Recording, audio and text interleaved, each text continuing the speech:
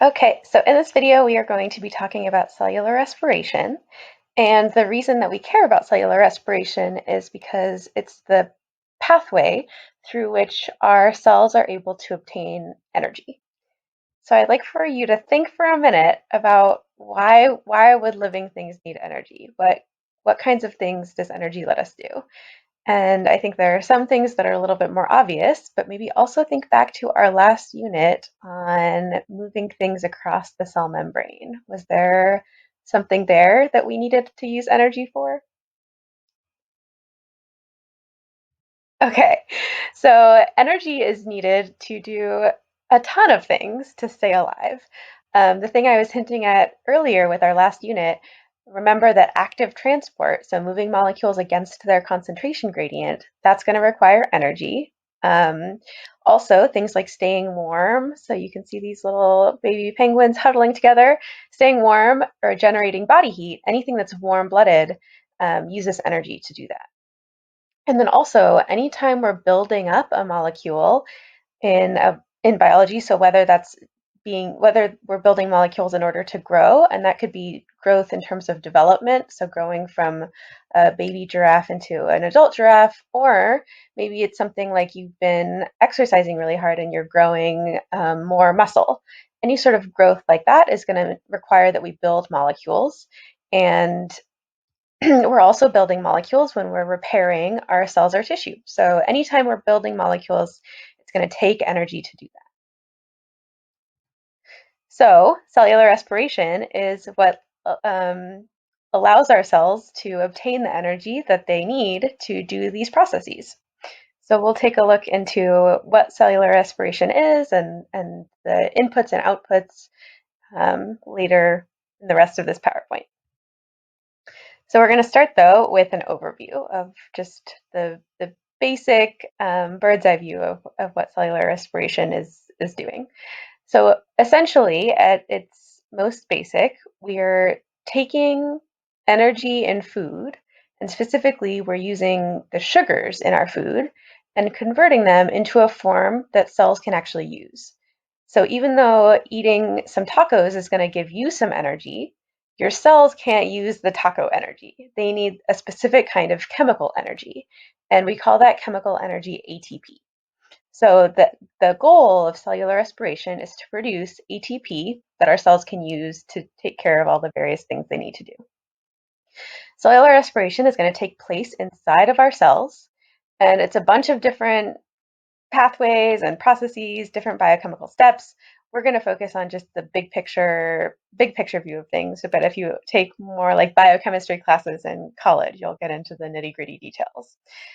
And lastly, cellular respiration is performed in some capacity by all living things. Since it's how we get energy, all living things need to be able to do it. Okay, so I said earlier in our last slide that sugars in our food were sort of the main input for cellular respiration. It's what we're starting with. And remember, our goal is to get that chemical energy our cells can use, that ATP. But to start with, our starting material, our raw input is sugar in food. So organisms need to be able to get sugar in order to do cellular respiration. And there are sort of two main types of organisms that are broken down in terms of whether they're making their own food or whether they're getting food from eating other things. So autotrophs, which you can think of any sort of green plant, some algae, other things like that. Some protists are photosynthetic, are making their own food. They're building up their sugar. So in order to get the sugar that they need to start this process, they're making it themselves from small inorganic molecules. So there are these tiny molecules that don't have a lot of energy individually, but the plants are using the energy from the sun to sort of smash those molecules together to build sugar. So it's sort of a construction project, and they're using the energy from the sun to do it. So they're building their own sugars through the process of photosynthesis, and the kind of organisms that can do this are called autotrophs. And then on the other hand, heterotrophs, which would include any sort of animal, so we would fall under that category. A lot of fungi fall under that category, bacteria, are instead of making their own food, they're going to consume other organisms and then break down whatever sort of organic material they consumed. So you can see this guy eating a piece of broccoli. So he's going to consume that broccoli and then break it down to get the sugar that he needs to survive. So building up smaller molecules into sugar for the autotrophs, breaking down big pieces of organic material to get sugar for heterotrophs.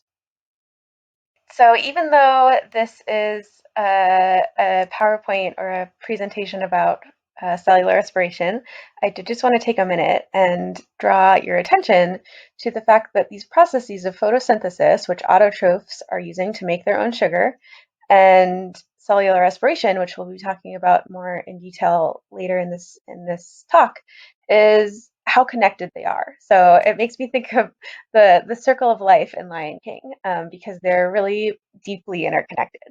So just as a reminder, we'll be talking about photosynthesis later, but essentially what plants are doing to build their own sugars or other photosynthetic organisms is taking these small molecules, water and carbon dioxide, and then using sunlight from the sun to build sugar molecules. So they're using this plus sunlight to build sugar, like glucose. It's a sugar. And in the process, they're giving off oxygen as a waste product. And then in turn, other organisms that are either eating those plants or eating the organisms that are eating the plants, and so on and so forth. So organisms that are eating things instead of organisms that are using sunlight to make food are going to use that glucose that the plants made, and perhaps the oxygen as well. And through the process of cellular respiration, they're going to get this cellular form of energy called ATP. And in the process, they're giving off waste products as well. And those waste products are carbon dioxide and water. And then so you can see the whole cycle will start again because carbon dioxide and water were the main ingredients, the inputs into photosynthesis that the plants need along with sunlight to make their food. So they make the glucose and oxygen, which then animals can use to do cellular respiration. So it's a big circle, a big wheel. And you can see here the same thing, the same idea shown a little bit differently. So in cellular respiration, we're taking oxygen and sugars and we're making energy in the form of ATP, with the waste products being carbon dioxide and water. And then you can see photosynthesis is basically the reverse. We're taking energy in the form of sunlight plus this carbon dioxide and this water as our inputs, and we're forming sugars and oxygen as the output. So basically, in the processes of photosynthesis and cellular respiration, we're converting carbon dioxide, water, and energy to make sugar, which this is the chemical formula for sugar, C6H12O6, and oxygen. And then so depending on whether we're doing photosynthesis or cellular respiration, that'll depend on which direction this arrow is pointing, towards the left or towards the right. So in this next slide, we're going to focus in on this idea of sugar and what sort of sugar or what sort of molecules these sugars are. So what sort of things are we using for the input of cellular respiration? Okay, so one category of biological molecules are carbohydrates. So carbohydrates are one of those big families of molecules, the same way that I was talking about how lipids are one family of molecule in our cell membrane unit. Carbohydrates are another. So carbohydrates are essentially sugar molecules. And one type of sugar is a simple sugar.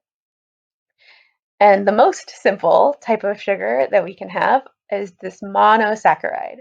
So mono, if you know the prefix mono, it means one. I'm trying to think of a good example. Like a monocle is, instead of having like two pairs of eyeglasses, it's just like the one monocle.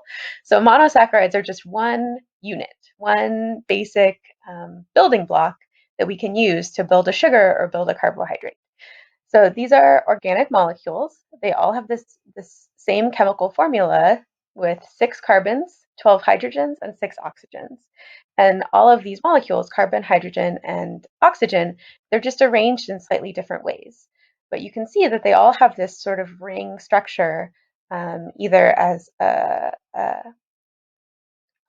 six-sided hexagonal ring or a five-sided pentagonal ring. And here are the three monosaccharides that we have in biology. We have glucose, fructose, and galactose. So this glucose molecule here is the special one because it is the molecule that we want to start with for cellular respiration. So glucose right here is the input for cellular respiration. All of these monosaccharides are a quick source of energy for our bodies. So our cells are able to relatively efficiently and quickly convert these sugar molecules into energy. So they're that quick source. We also have what we call disaccharides. So again, if you think about this prefix di means two. So disaccharides are made by linking two of these monosaccharides together. And maybe you picked up that saccharide is the biological word for sugar. So this is one sugar monosaccharide, and disaccharide basically means two sugars. So like I said, disaccharides are made by basically pasting together two monosaccharide subunits. So here you can see this in the picture. We have a glucose molecule here and another glucose molecule here. And we basically connect them with a chemical bond. And now we have a disaccharide that's composed of two monosaccharides joined together. And so these are our three disaccharides. Sucrose, which is the same as table sugar. So if you're baking and you're using sugar to make cookies or cupcakes or things like that, or if you're putting sugar cubes into your coffee, that is sucrose. And it's made by joining together glucose, this guy, and fructose, this guy. Lactose is the main sugar in milk and other dairy products, which is made by connecting galactose and which is here, and glucose, which is here. And then finally, maltose is made by connecting two glucose molecules together. So that's just two of these guys. So in this slide, we're looking at simple sugars, and they're simple because there's just one or two components to them. They're either a monosaccharide with just one subunit, or they're a disaccharide with two subunits, but they're all pretty simple in their structures. But you can imagine that maybe you could keep connecting more and more of these subunits and make really, really long sugar chains.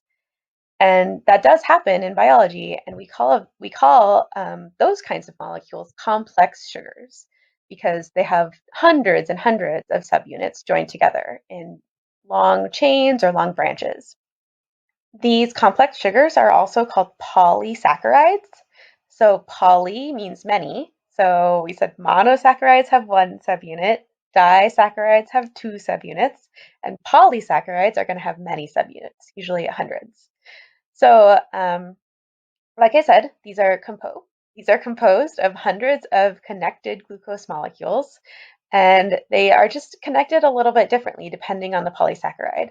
So they have different kinds of branching patterns depending on what the polysaccharide is. So you can see that cellulose is forming this really sort of straight rope-like structure, whereas glycogen is a lot more branched and has a lot more points where the chain is sort of splitting off into different pieces. And cellulose, you might remember, is a major component of cell walls in plants, whereas glycogen is going to be found in human tissues or animal tissues. So you can find glycogen in your muscles and in your liver as basically energy storage molecule. So if you were to start exercising right now, even if you haven't eaten a meal in a little while, this glycogen will serve as a source of energy for your muscle cells to utilize as you start to exercise. And then starch also is a sort of an energy storage molecule for plants. So you think about starchy foods like maybe potatoes or bananas also have a lot of starch. Those are basically vehicles that are storing energy for plants. So energy storage is one of the main functions of these polysaccharides. And then I mentioned that cellulose is found in cell walls. And remember that we said that the cell wall for a plant, its main purpose is to give the plant some more structural rigidity, sort of help it stand up straight. And the cellulose in the plant wall is is a big part for why the cell wall is able to fulfill that role, because the cellulose is playing a structural support role instead of an energy storage role.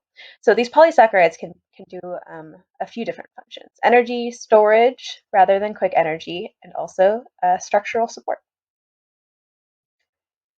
Okay, so we just spent a little bit talking about the input of cellular respiration. So we were talking about how glucose is a sugar, and how what the structure of sugar is and what they look like.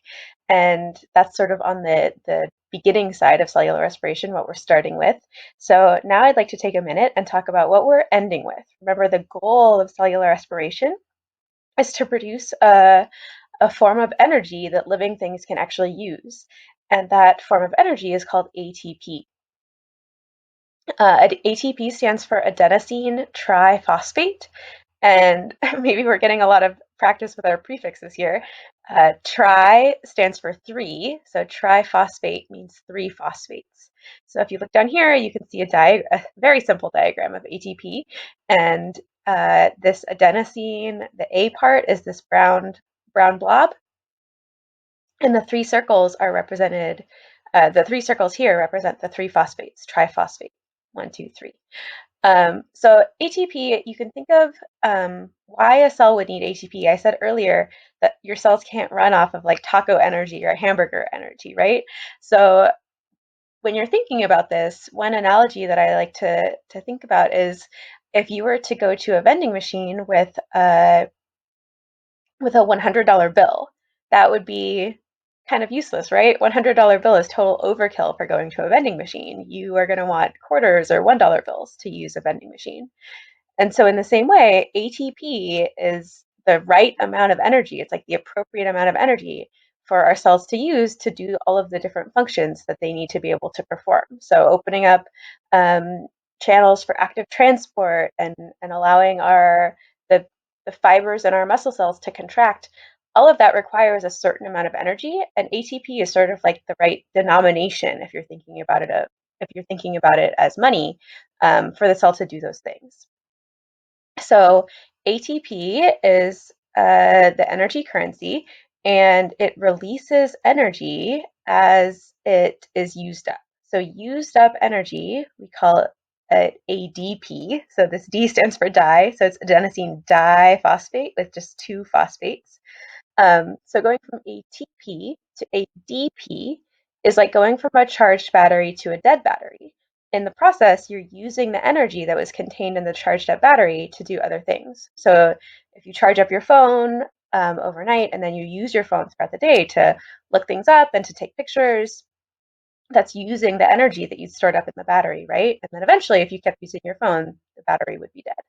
So in the same way, energy is stored in this ATP molecule, and if we use up that energy for some cellular process, we end up with the dead battery form of ATP, which is ADP.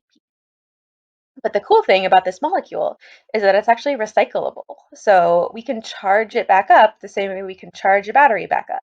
So by taking the energy that we're getting from breaking down food, we can charge this ADP back up into ATP, and then it's fully functional and ready to be used again in the cell to do something that requires energy. So ATP is basically a convenient way for our cells to store the energy that we're getting from breaking down food in the process of cellular respiration. So in the last couple slides, we've been talking about the inputs and outputs of cellular respiration. So thinking about what we're needing to start cellular respiration, which is sugar or carbohydrate, specifically in the form of glucose, and what we're getting out of cellular respiration as an end product, which is energy for the cell in the form of ATP. So this slide is going to be focusing in on one specific type of cellular respiration. So we can break down cellular respiration into two sort of main different forms. And one of those forms is called aerobic cellular respiration. So aerobic has to do with the fact that we're using oxygen to do this kind of cellular respiration. And in the next slide, we'll be talking about anaerobic cellular respiration, which is cellular respiration without oxygen. And just to keep in the theme of looking at our prefixes, aero is Greek for air. So if that helps you remember that aerobic cellular respiration is cellular respiration where we're using oxygen, that could maybe be helpful. So for aerobic cellular respiration, like I said, we're using oxygen, and what we're doing with that oxygen is it's allowing us to completely break down our starting glucose molecule. And since we're able to completely break down the glucose, like totally reduce it down into these teeny tiny inorganic molecules, we're able to get a lot of energy, a lot of ATP from our glucose. So it's very efficient in terms of the amount of ATP that aerobic cellular respiration is able to produce. And it's the formula for it is over here. So C6H12O6, that's the sugar, that's the glucose. And we're combining that with oxygen. Remember, we're aerobic. What that means, we're using oxygen. And as a product, we're getting ATP. So the 38 here is not that important, but just know that it's a lot. And in addition, we're getting water, H2O, and carbon dioxide as waste products. So this is a diagram showing the major steps. There are three main parts to aerobic cellular respiration. We're just going to focus on this overview, but if you take some biochemistry classes in college, you'll get into the nitty gritty details about all of the biochemical reactions that are happening in here. So the first stage is called glycolysis, and that's happening in the cytoplasm. It's the only stage where we actually don't need oxygen. So when we're thinking in the next slide about doing cellular respiration um, without oxygen, basically we're sort of stopping at glycolysis and finishing there. So glycolysis is the first step, and that's happening in the cytoplasm, no oxygen needed. And then the last two steps, the second and third steps, called the Krebs cycle and the electron transport chain, happen in the mitochondria, and that's where we do start to need oxygen. So oxygen is going to come in, we're going to get a ton of ATP out. And when people talk about the mitochondria being the powerhouse of the cell, these are the processes where that name comes from. It's the powerhouse because we're making so much of this ATP in the mitochondria. So that's where that comes from. Okay, so this is aerobic cellular respiration with oxygen, and now let's take a look at what kinds of things we can do without oxygen. So anaerobic cellular respiration, like we just said, it's when we don't have oxygen to completely break down that glucose. So it's cellular respiration without oxygen. It's much less efficient. So it's making only about 2 molecules of ATP compared to the 38-ish that we were getting with aerobic cellular respiration. But it was around for much longer than aerobic cellular respiration, so it's a lot more ancient of a pathway. We also call another word for anaerobic respiration is fermentation. So fermentation and anaerobic respiration are the same thing. So within the category of anaerobic respiration, there are sort of two common ways that different organisms will do this. So those are outlined down here. So this we're still starting with glucose as our starting molecule, and we're still ending by producing some ATP. So you can see ATP, if this bar will go away in a second. ATP is a product in both of these two pathways. So we're still starting with glucose, we're still ending with ATP. It's just not as much ATP. And since we don't have oxygen, we can't completely break down the glucose. So as part of our end product, we're also going to have sort of like a bigger molecule as a byproduct because we can't continue breaking it down. So we're going to have sort of a larger molecule that's we're just going to end there. So in this first pathway, which can be produced or can be undergone by some animals and bacteria, so we can actually do this first pathway that makes lactic acid. So you basically stop at glycolysis and you're making this byproduct, which is an acid, it's lactic acid. And so if you've ever been exercising for a really long time, this is what's happening in your muscle tissue. So if you exercise for a while and you start not having enough oxygen in your blood to support the energy that your muscles need, they switch over to anaerobic respiration instead of aerobic. And so this lactic acid can start to build up in your muscle tissue because your muscles are doing this anaerobic respiration, and it can cause, like pain in your muscles from this lactic acid. It actually activates pain receptors. And then the other option we have here for the other common pathway, it's done by bacteria and also yeast. So yeast can do both aerobic with oxygen and anaerobic respiration. But when they're doing anaerobic respiration, they do this second pathway. So we're making ethanol, or we're not making, the yeast and bacteria are making ethanol, which is an alcohol, and carbon dioxide, which is a gas, in addition to the ATP. So a lot of food products are made using this fermentation or anaerobic respiration.